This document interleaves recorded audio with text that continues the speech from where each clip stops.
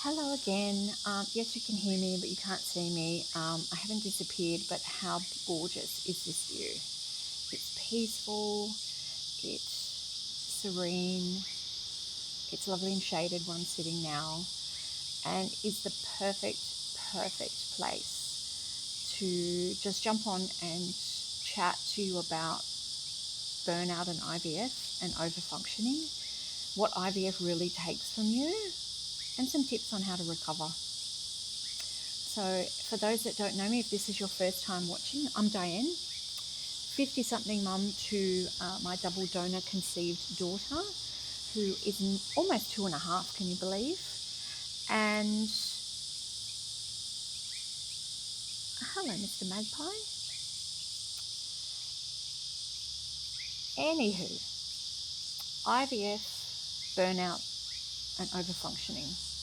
I feel like those three words are truly interconnected. For anyone that has gone through IVF or through burnout, or both together, as I have in my case, what I will say is this: in the midst of that chaos, and I really feel it is a chaos, it feels chaotic, it feels heavy, it feels overwhelming, it feels burdening, it can feel downright depressing at times, I won't lie, that it literally saps everything from your soul, your mental state, your physical state, your emotional state, sometimes even your financial state.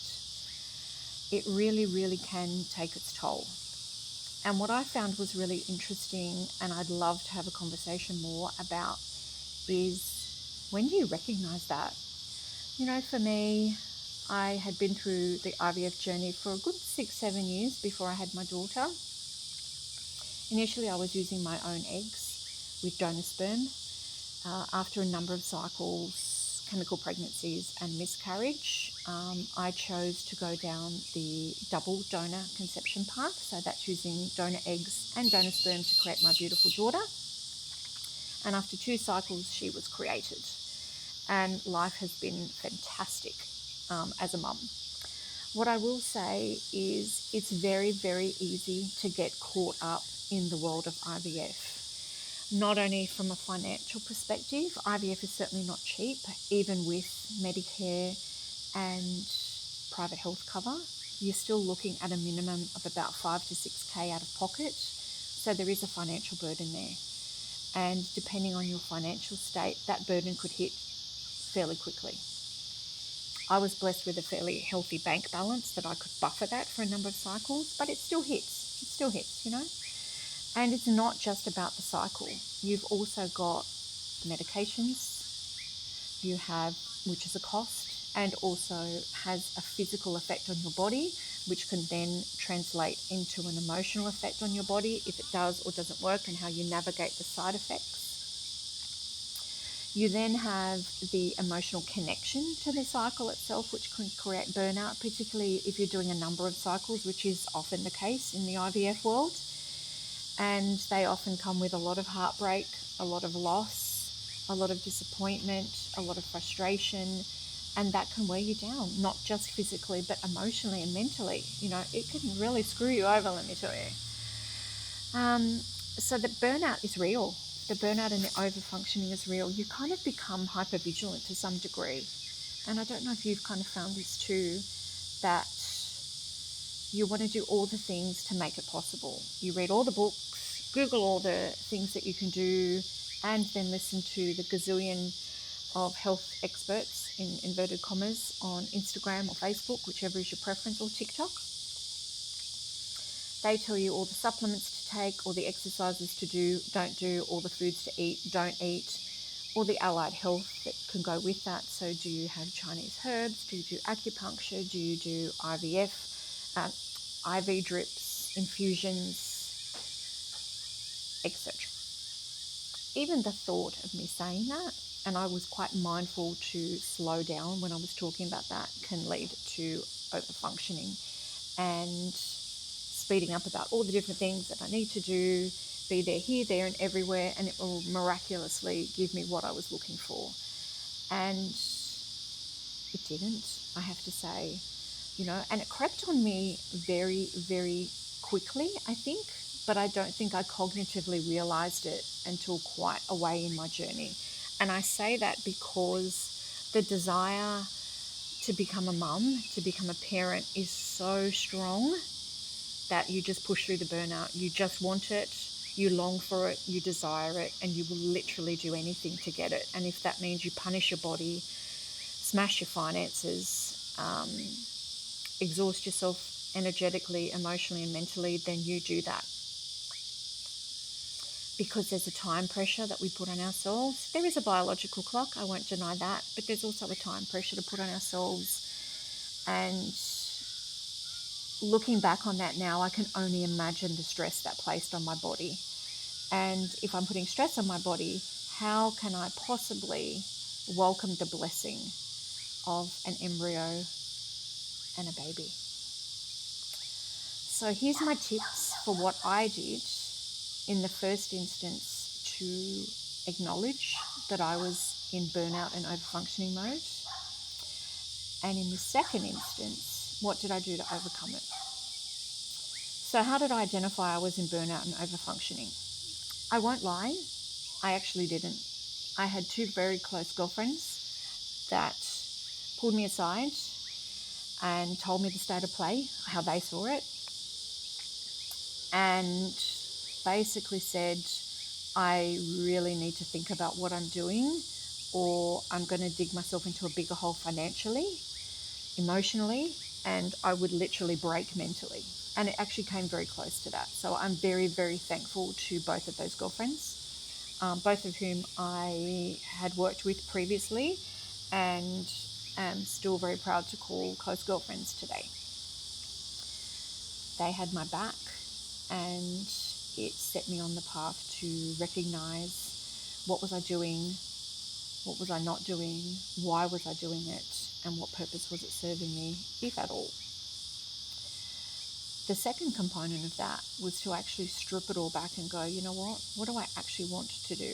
Yes, I want to have a baby, but what else do I really want to do? What is actually serving my body?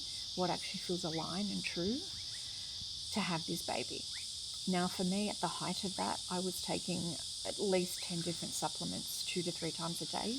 I was having acupuncture twice a week. I was meditating twice a day. I was taking my medication on top of that, which, as you know, can often be 2 or 3 injections a day, depending on how far along your cycle you are. And the closer you get to egg collection and or embryo transfer, you have extra trigger shots and other injections. I had reduced gluten, I had reduced dairy, I was only eating certain foods, all designed to increase egg quality. And look, I don't think that's a bad thing, but I did it from a place of lack. I did it from a place of scarcity, that if I did this, it would be the magic cure. Nothing is a magic cure. My mindset is my superpower, as I've come to realize, as it is for you too. And to damage that can be irreparable. So to overcome all of that, I sat with myself and really thought about each thing that I was doing. Now, reducing the gluten and dairy had a really positive impact. Outside of my IVF cycle, my hair thickened, it was in great condition, my skin improved, my eyesight improved. So that really felt great in my body. So I continued to do that.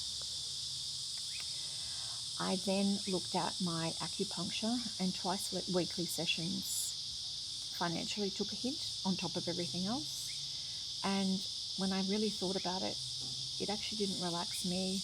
It stressed me more to be making the appointments, rushing to them, rushing home and doing everything else. So that was really negating the benefit of it. So I actually chose, when I went through my donor cycles, to stop that. The meditating, I actually wouldn't call it true meditating. I think I played an app 2 to 3 times a day and tried to stop the thoughts in my head, and I called it meditating. It actually isn't, because it didn't stop the thoughts. It was a ticker box, and it really wasn't anchoring me into my body. So I have continued to meditate.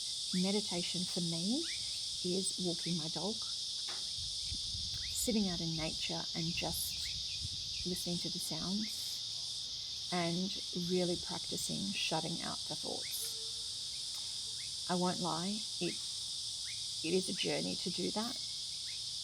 I would recommend it if it isn't something that you do and you are struggling with that mouse wheel of thoughts, as many of us are, particularly on an IVF journey. And it really helps to anchor me today and every day. The other thing I did is look at all the supplements. And again, I realised I was taking them from a lack perspective, that if I took it, it would give me what I want. It wasn't necessarily something my body needed, and in fact could be counterproductive. And in often cases, it actually seemed to be counterproductive. So I actually stopped a lot of those apart from the multivitamin and cut the rest out. And from a physical perspective, I felt a lot lighter. From an energetic perspective, I felt a lot lighter and more empowered. And I noticed the chaos in my brain lessen. So basically what I would suggest from my experiences, what I would like to share with you is my top tips for avoiding burnout and overfunctioning is really to be anchored in yourself, to be mindful of what are you doing, why are you doing it, and how does it serve you. And once you can make those decisions from a rational place, from a well-rested place, from a nourished place, then you can look at, do you need to overcome potential burnout if you're heading down that path? Can you change trajectory and perhaps not even reach the point of burnout?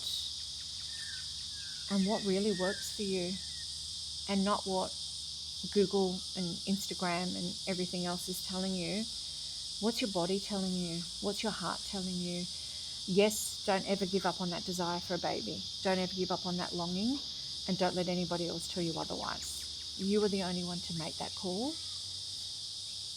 What I would lovingly like to share with you is think about why you're doing what you're doing. Does it serve you? Is there a different way you could do it? Do you even need to do it at all? And the answers will come to you. Today, I'm sitting here chatting to you, looking out at a beautiful river, the birds and the crickets in the background, not many people around, and I can feel my voice is slower, it's softer. I feel very anchored into my body. My head feels very clear, and my heart feels full. And I wish that for you too.